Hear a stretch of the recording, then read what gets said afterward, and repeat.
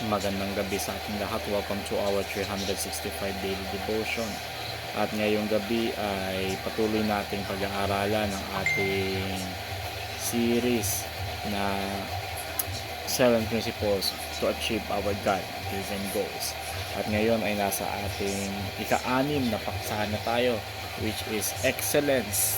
Aim high for the most high. Paksa natin ay nagmula sa Colossians chapter 3 verses 23 to 24. Ang sabi dito, and whatsoever ye do, do it heartily as to the Lord and not unto men, knowing that of the Lord ye shall receive the reward of the inheritance, for ye serve the Lord Christ.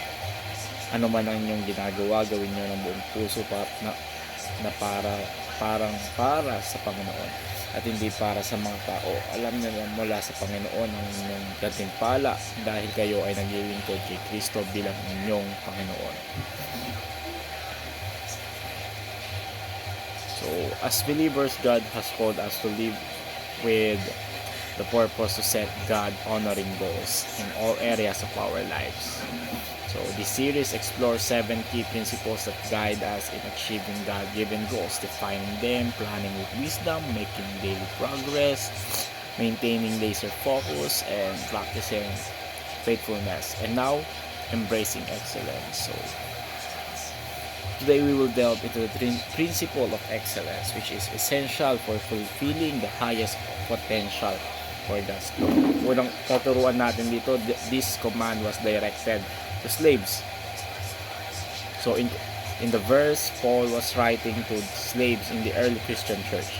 These individuals were often overlooked, marginalized, and seen as the least significant in society. Yet Paul encouraged them to work heartily as to the Lord, reminding them that their true master was God, not their earthly owners. So this teaches us that excellence is not about our positions in life, but about our attitude toward our work, no matter how menial or significant it seems. So Paul's word shows us that no task is too small or insignificant to be done for God's glory. So whether we are serving in positions or influence or carrying out humble duties, the call to excellence is universal. So excellence is not reserved for special occasions. It is meant to be lived out in every area of our life. So as Christians, we should always aim to bring honor to God by performing our tasks with sincerity and dedication.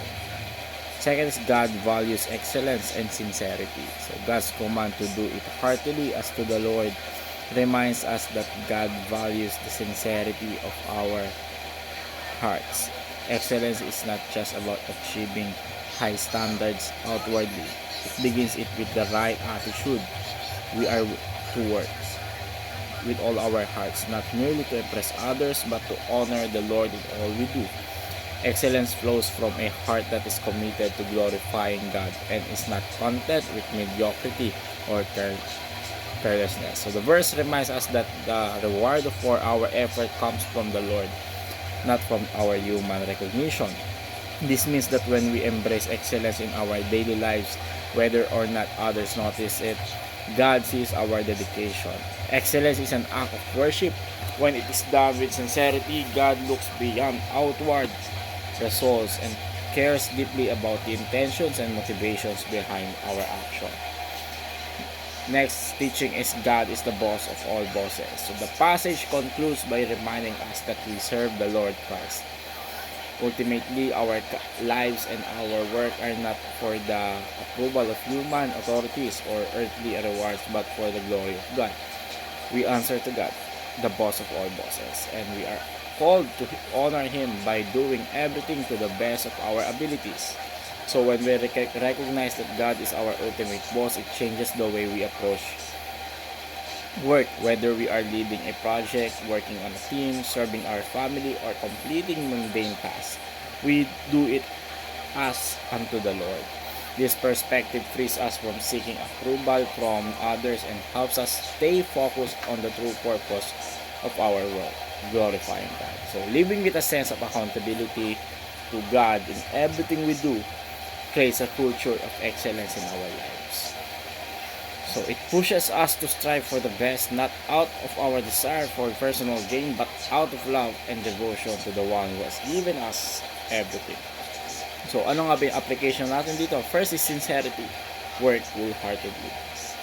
So excellence begins with sincerity, whether at work, in school, in ministry, or at home. Approach its task with heart that seeks glory to glorify God. Don't cut corners or settle for good enough. So when you know you can do better, instead see each task as an opportunity to worship God with the work of your hands. So second is worship. Aim high for the Most High. So when we aim excellence, we are acknowledging that God deserves our very best. Excellence is an act of worship, a reflection of our reverence for God. So as followers of Christ, we should aim high in every area of our lives, whether in our work, relationships, or service, because we serve the Most High God. Lastly is excellence. Embrace it as a lifestyle.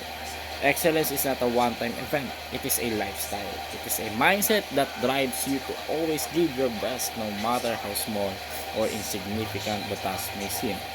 So when we embrace excellence as a lifestyle, it becomes evident in every aspect of our lives.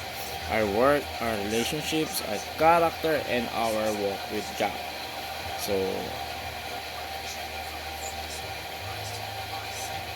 as a conclusion, no, excellence is more than just a skill. It is a lifestyle of worship and devotion to God. So the principle of excellence is not just about doing things perfectly, but about doing everything wholeheartedly. So as unto the Lord, whether you are working in a professional setting, managing your household, or serving in ministry, excellence should characterize every aspect of your life. So let's aim high, work with sincerity, and embrace excellence as a lifestyle. Your dedication to excellence will not only bring honor to God, but will also impact the lives of those around you. So are you ready to aim high for the Most High? Let excellence be your standard, and watch how God will use your efforts for His glory.